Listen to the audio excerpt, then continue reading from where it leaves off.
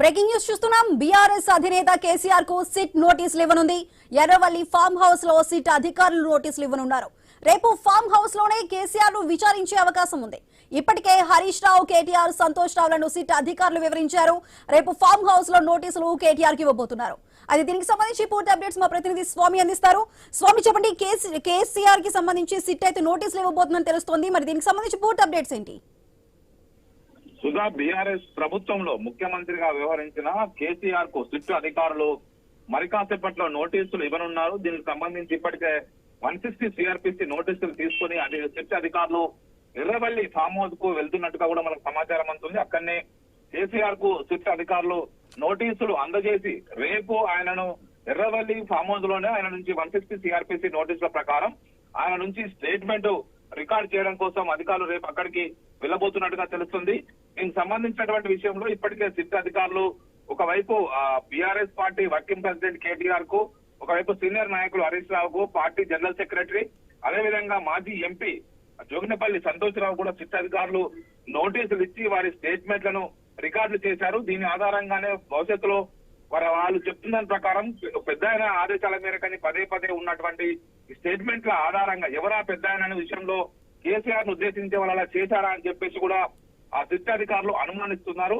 అందులో భాగంగానే ఇప్పుడు కేసీఆర్ ను వారందరూ కూడా ఆయన దగ్గర 160 సిఆర్పిసి నోటీస్ ఇచ్చి కేసీఆర్ నుంచి వారు ఆ స్టేట్మెంట్ అయితే రికార్డ్ చేయబోతున్నారు.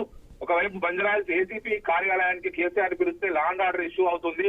ఒకవైపు ఇప్పటికే మరింత బీఆర్ఎస్ పార్టీ కావాలని చెప్పేసి బీఆర్ఎస్ పార్టీని కాంగ్రెస్ ప్రభుత్వం టార్గెట్ చేసి వేధిస్తున్నది ఇప్పటికే పార్టీ క్యాడర్ లో వెళ్ళింది కాబట్టి అది కొంత లా అండ్ ఆర్డర్ ఇష్యూకి ఇబ్బంది అయ్యే అవకాశం ఉందని చెప్పి భావిస్తున్నటువంటి సిట్ అధికారులు నేరుగా ఎర్రవల్లి ఫామ్ హౌస్ కు వెళ్లి కేసీఆర్ స్టేట్మెంట్ ను అక్కడే రికార్డ్ చేసే అవకాశాలు ఉన్నట్టుగా కూడా మనకు కొంత సిట్ టీం నుంచి కొంత సమాచారం అందుతుంది. ఇందులో భాగంగా ఎర్రవల్లి ఫామ్ హౌస్ కు వెళ్లేటువంటి సిట్ అధికారులు అక్కడ నోటీసులు అందజేసి వారి నోటీసులు తీసుకున్నట్టుగా సంతకం తీసుకొని వెనక్కి రానున్నారు. ఇప్పటికే ఎర్రవల్లి ఫామ్ హౌస్ కి వాళ్ళు బయలుదేరినట్టుగా కూడా మన సమాచారం ఉంది. మొత్తానికైతే సిట్ ఈ వ్యవహారంలో మరింత దూకుడుగా వ్యవహరిస్తున్నట్టుగా మనకు కనబడుతుంది. ఒకవైపు ఈ కేసులో సిట్ పెట్టినటువంటి ఈ కేసులో ఎలాంటి ఏం లేదు, ఇది ఉత్తమే అని చెప్పేసి బీఆర్ఎస్ నేతలు కొట్టిపాడేస్తున్నారు. మరోవైపు దీనికి సంబంధించి కావాలని చెప్పేసి మున్సిపల్ ఎలక్షన్స్ లో ప్లానింగ్ లో ఉన్నటువంటి బీఆర్ఎస్ పార్టీని డిస్టర్బ్ చేయడం కోసమే కావాలని చెప్పేసి కాంగ్రెస్ పార్టీ పంచాయతీ ఎలక్షన్ సమయంలో ఒకవైపు కేటీఆర్ ను, ఇప్పుడు మున్సిపల్ ఎలక్షన్ సమయంలో మొత్తం పార్టీ నేతలందరినీ కూడా డిస్టర్బ్ చేయడంలో భాగంగానే ఇలాంటి నోటీసులు అంటూ డ్రామాలు చేస్తున్నారని చెప్పేసి కూడా బీఆర్ఎస్ నేతలు ఆరోపణలు చేస్తున్నారు. ఇటీవలనే జూబ్లీహిల్స్ ఏసీపీ కార్యాలయంలో సిట్ అధికారులు ఒకరోజు పార్టీ సీనియర్ నాయకులు మాజీ మంత్రి హరీష్ రావును దాదాపు 7-8 గంటల సేపు ఆయన స్టేట్మెంట్ రికార్డ్ చేశారు, విచారించారు. ఆ తర్వాత పార్టీ వర్కింగ్ ప్రెసిడెంట్ కేటీఆర్ ను పిలిచారు, కేటీఆర్ నుంచి కూడా స్టేట్మెంట్ రికార్డ్ చేశారు.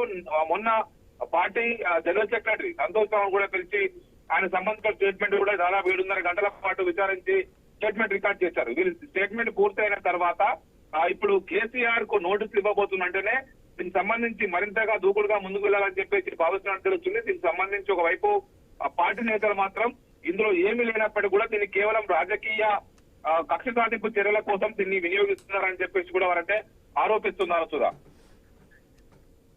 Right Swami, thank you.